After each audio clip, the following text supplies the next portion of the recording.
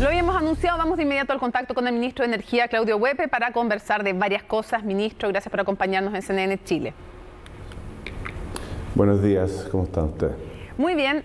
Lo primero que quisiera preguntarle es una breve explicación de a quiénes va a beneficiar y en cuánto este mecanismo que intenta evitar las alzas en las cuentas de la luz. ¿A quiénes beneficia? ¿Cuánto le cuesta también al Estado? ¿Y en qué periodo se aplica? Bueno, en realidad este beneficio se aplica a todos los chilenos, porque finalmente lo que se evita es un alza de 45% de las cuentas eléctricas. Por lo tanto, todos los clientes regulados sometidos a esta situación son beneficiados. Así que en ese sentido todos son beneficiados. Ahora, por supuesto, el grupo que tiene un particular beneficio es aquel que consume menos, son los pequeños consumidores que representan a cerca de 90% de los clientes regulados, y esos que consumen menos de 350 kWh, y esos son beneficiados porque en este periodo van a tener una cuenta completamente estabilizada, donde ni siquiera se va a producir un alza del IPC. Así que eso es el sector más beneficiado. En todo caso, este es un mecanismo permanente que quedó para 10 años, de tal manera que se va a mantener estable la cuenta, o relativamente estable, durante los próximos 10 años, de tal manera que no haya movimientos bruscos de la cuenta eléctrica en este tiempo. ¿Y va entonces el alza en las cuentas de la luz va a ser solo IPC? No. Aquí hay diferentes tramos. Lo que ocurre es lo siguiente. Como les decía originalmente, de no hacer nada, el alza sería del orden de 45% para todos los clientes regulados. En este esquema lo que tenemos es que hay diferentes tramos de consumo, los de menor consumo, es decir, aquellos que consumen menos de 350 kWh por mes, y esos representan algo así, un poquito menos que el 90% de los clientes, de la mayor parte de los hogares. Luego están aquellos que consumen entre 350 y 500, y luego los que consumen más de 500. Pero lo más pequeño. Para los que consumen un poco más de 350 kilowatts, su cuenta va a ir progresivamente ajustándose. ¿Y por qué es esto? Porque hoy día tenemos una cuenta que está por debajo del precio real, por así decirlo, de la electricidad. Nosotros estamos pagando, a partir de una ley del año 2019, un precio que está por debajo del costo de la electricidad. Por lo tanto, progresivamente tenemos que ir acercándonos a ese valor. Pero es un avance suave que va a producirse a través de un par de años. Ya, pero cuando usted dice que las cuentas van a quedar estabilizadas en un plazo de 10 años, sobre todo nos interesa para los que consumen 350 o menos. ¿Qué quiere decir estabilizadas? Estabilizadas en el sentido de que no va a haber movimientos bruscos, que van a ser movimientos acotados y predecibles. Lo importante es que uno pueda tener una visión de largo plazo de cómo va a ser la cuenta eléctrica, y con este mecanismo vamos a poder nosotros, todos los consumidores, en el fondo que tomamos decisiones sobre nuestros usos, vamos a poder ver en el horizonte que va a haber cierta estabilidad dentro de la cuenta eléctrica. Estabilidad en ese sentido no significa que esté completamente pareja, ni congelada, ni mucho menos, solamente que no va a tener movimientos bruscos. Históricamente, la cuenta eléctrica ha sufrido cambios por periodo tarifario a periodo tarifario, es decir, cada 6 meses. Y lo que nosotros queremos es que este movimiento sea mucho más suave para que sea mucho más predecible. Sí. ¿Qué costo tiene esta implementación de este mecanismo? ¿Cada cuántos, o sea, qué costo es anual en el fondo tiene este mecanismo?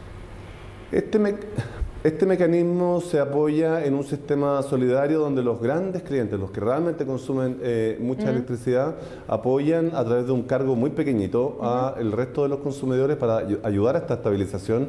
Es, por así decirlo, una especie de seguro que se compra colectivamente. Y esto dura 10 años. Y lo que tiene de particular que este semestre, es decir, este periodo tarifario, julio, diciembre, para los consumidores de pequeña escala, es decir, de menos de 350 kWh, que como dije son casi el 90% de los clientes regulados, no va a haber ningún alza ni siquiera por el IPC. Es decir, la cuenta se va a mantener congelada. ¿Y no hay ningún costo para el Estado? Tiene un costo para el Estado porque el Estado apoya justamente a los clientes de menor consumo y de menor tamaño. Este año lo que estaba involucrado es un subsidio, un aporte fiscal del orden de 15 millones de dólares, y para todos los años siguientes es del orden de 20. Este año, bueno, pero es solamente el segundo semestre. Ya, o sea, se mezcla ese subsidio con este aporte solidario que hacen los clientes, entiendo, de mayor cuantía, más grandes en el fondo. Ahora, una pregunta. Va variando, mientras más consumen, más mayor es el aporte, pero sigue siendo un aporte pequeño. Ya, una pregunta. Me llamó la atención, usted me corrige si estoy mal, pero le escuché que estamos pagando menos que el precio real de energía. ¿Eso quiere decir que o están perdiendo plata la empresa o están subsidiando el Estado? ¿Cómo es? No entendí bien esa parte de que estamos pagando menos que el costo real.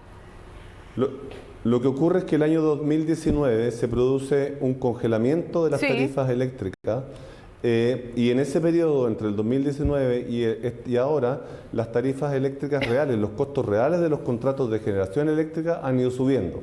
Por lo tanto, el costo que ha quedado por debajo, por así decirlo, el precio, perdón, ha quedado por debajo del costo. Y efectivamente, esa es la razón por la cual, si no se hacía nada, se iba a empezar a subir, a tener una alza tan brusca, porque había que comenzar de una manera a, en el fondo, recuperar ese valor.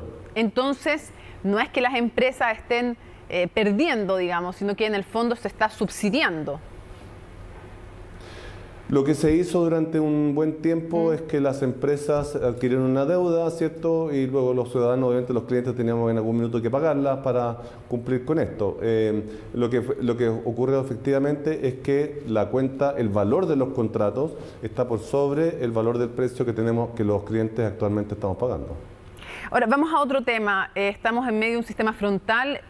Se produce más, nos explicaban también ayer, que cuando hay un sistema frontal frío es incluso más peligroso para que se corte el suministro eléctrico que uno de solo viento y lluvia.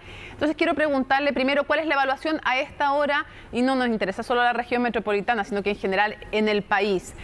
Se supone que a lo largo del país, usted me corrige si no estoy bien, son cerca de 53.000 los que están sin energía eléctrica. ¿Desde cuándo? Y si esta cifra es esa o ha aumentado o ha disminuido. En el día de hoy hemos estado siguiendo muy de cerca, de hecho comenzamos ayer a seguir un poco la evolución del consumo eléctrico. Hace algunos minutos teníamos unos 50.000 clientes en todo Chile sin electricidad, de los cuales 11.000 estaban en la región metropolitana, como 8.000 en Valparaíso y unos 9.000 en Atacama. Ese de hecho es nuestro mayor espacio de preocupación, porque en Caldera hemos tenido un corte eléctrico que se ha prolongado ya por bastante más de 12 horas. Entonces, efectivamente, ahí hay un problema muy significativo al cual nosotros le hemos puesto la máxima atención. De hecho, el delegado de la Superintendencia de Combustible en la región está ahí en el lugar justamente verificando que los trabajos se hagan lo más rápido posible. Pero fue una caída muy grande de un alimentador y por lo tanto se han demorado en la reposición. Ministro, ¿qué es aceptable y qué no es aceptable cuando enfrentamos un sistema frontal como el que estamos justamente viviendo en estos días? ¿Es aceptable que haya cortes de energía eléctrica? ¿Por cuánto tiempo? ¿Cuál es el estándar? Por eso lo pregunto así en simple. ¿Qué es aceptable y qué no en el contexto de una emergencia climática? Como regla general, un sistema frontal no es una causa en sí misma admisible para declarar que uno puede aceptar que hayan cortes eléctricos. No obstante, se producen diversas situaciones a raíz de los sistemas frontales que evidentemente son evaluados caso a caso. Por ejemplo, le pongo un ejemplo clásico que nosotros tuvimos hoy día en la mañana viendo una caída de un árbol. Justamente bajo la presión de la nieve y el viento se cayó un árbol, se cayó sobre una línea eléctrica y provocó un corte. Eso, si bien en sí mismo no es, no es algo que sea como, digamos, que uno deseable, es efectivamente un problema que uno podría llamar como un accidente. No obstante, y esto es muy importante, todos los casos se evalúan. Después de repuesto el suministro, se evalúan todas las situaciones y se evalúan si hubo algún tipo de negligencia o no por parte de las empresas. Ministro, y a menos, obviamente estoy dejando fuera si es que una zona está aislada, porque ahí no hay cuadrilla que pueda llegar, entonces dejemos fuera los casos en que hay zonas aisladas. En una ciudad normal de nuestro país, ¿Cuánto tiempo es aceptable que en una emergencia climática estén sin suministro eléctrico? ¿Cuál es la capacidad de reacción que debieran tener las empresas del sector? Nosotros hemos trabajado con las empresas para que la respuesta así más general es lo más rápido posible, pero nuevamente las situaciones son muy caso a caso y es difícil tener una norma totalmente general. Como para nosotros hay ciertos principios que son básicos, obviamente que la reposición debe ser, como lo dije, lo antes posible. Luego, para nosotros en general nos comenzamos a preocupar cuando las situaciones comienzan a ser graves, cuando superan las 4 horas, 8 horas y sin duda que las 24 horas nosotros consideramos que no son aceptables.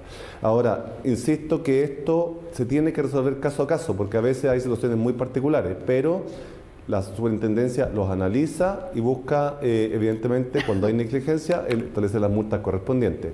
En todo caso, y esto es un punto fundamental, nosotros estamos trabajando con el objetivo de reducir los cortes, minimizar los costos, es decir, que ojalá que no haya corte. Es casi imposible, pero uno debería considerar que el corte debería ser una excepción y no la regla.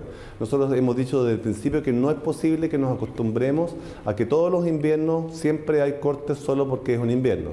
Ya. Entonces estamos con un trabajo con las empresas de tal manera de buscar las maneras de la manera más eficiente y rápida posible, ir solucionando los principales problemas. Oye, ministro, un sí o un no. ¿Usted aprueba?